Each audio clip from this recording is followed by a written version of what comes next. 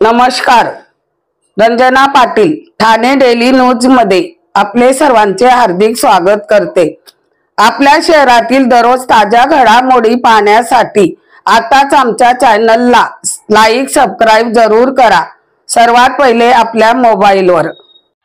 गोल मैदान परिसरात झाड पडल्याने 2 कारचे झाले मोठे नुकसान. चला तर पाहूया ठाणे डेली न्यूज, हमेशा एक पाऊल पुढे.